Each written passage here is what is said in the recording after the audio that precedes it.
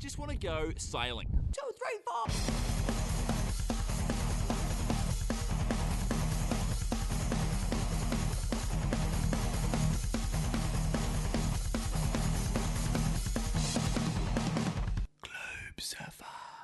I'm Justin Hickey. I'm 33, 34 in October this year. I was born and raised in Hobart in Tasmania. I've been sailing since I was probably 12, I think. I don't come from a traditional sailing family per se, but my grandparents were from one of the most famous boat building families in Australia, famous with putting the place Shipwright's Point south of Hobart on the map. So sailing's in the blood. It's probably skipped a few generations, but with me, it's it's one of my passions, and it's something that I love to do. What is Globe Surfer? We formed Globe Surfer to do two round the world yacht races. The 2012 Portimao Global Ocean Race, which is double-handed around the world, so 2 people, and that's in getting us prepared for the big one, which is the 2012 Vendée Globe, which is solo and non-stop around the world from France to France. So that's the big one. In the meantime, we're going to be using the Globe Surfer brand to promote sailing within Australia. So we chose the name Globe Surfer because that's pretty much what we're doing. We've got a 60-foot surfboard, and we're surfing around the world, really.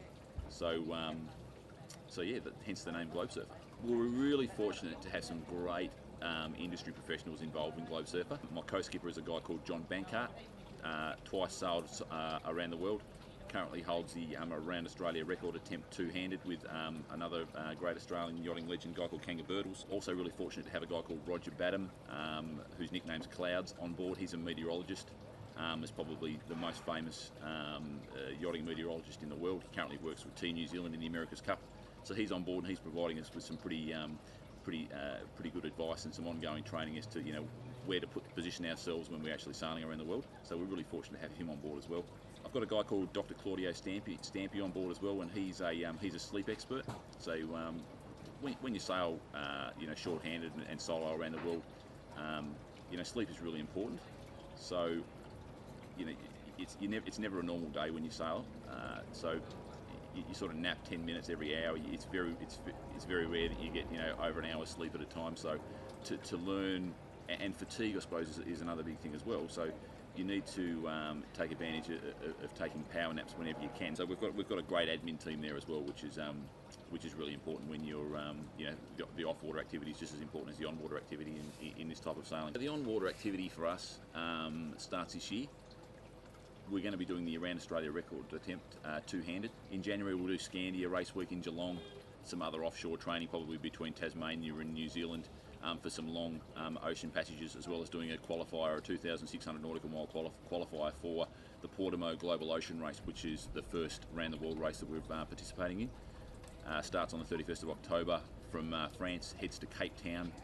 From Leg 1, Leg 2 is Cape Town to Wellington in New Zealand, Leg 3 Wellington to Brazil, Leg 4 Brazil to Charleston in the States, and then a quick trip across the Atlantic again to France, where it all started. That's the first big race, and that's going to really stand myself in good stead to participate in the big one, which is the 2012 Vendée Globe solo non-stop round the world race. And that's what I've really been aiming towards for probably the last 10 years of my sailing career. We've been really fortunate at the moment to not only have some decent financial backers that have kicked the project off, but some great in-kind sponsors as well, which saves us a lot of money along the way. From Helly Hansen Clothing, we have a Danish company called Real Expedition Mill, which is providing all our freeze-dried food for us.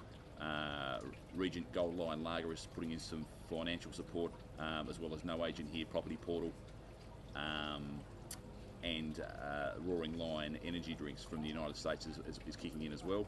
We're still trying to land that big elusive major supporter, but we're currently pitching a number of international businesses which are based in Australia, and we're pretty confident that in the next 1 to 2 months we'll land that big sponsor we need to really kick the campaign off and get us on the water to doing those long trips. There's so many different elements that needs to be captured on film, and we've been really fortunate to have the great support of the Scene Media Group in Australia, who are going to be shooting all our footage. We're going to be putting together a number of documentaries and snapshots of footage to be seen on YouTube and on the website, as well as in a final documentary for release around the world. My biggest fear is pretty simple: falling overboard. you fall overboard in a solo non-stop round the world yacht race, you're dead. To get to the start line in the Bondi Globe is going to be a monumental effort. Once we're at the start line, what I really want to do is finish. I've got a lot of support from around the world, and it's really important that I finish what I started, and I don't really care if I finish first or if I finish last. It's a pretty monumental effort to sail non-stop solo around the world. So just finishing a race like that's pretty much achievement in itself, and that's all I'm looking to do at the moment. I like to challenge myself, and being out in the ocean by myself is, it's just it's something that I love. It's not. I feel like I don't really have a care in the world when I'm out there, and that's probably the best thing, really. I think the worst thing about it is that sometimes it can drag on, and you are away from your family. I've got a 5-year-old. Particularly in a long ocean voyage like a around the world yacht race, you are away from your family for months on end, and you do miss out on plenty of especially your kids growing up and stuff like that. So that's probably the worst thing. That's probably why we want to go as fast as we can to get back to port. There's nothing worse than taking 4 layers of gear off in the middle of the night to have a slash. Give it a. That's all, folks.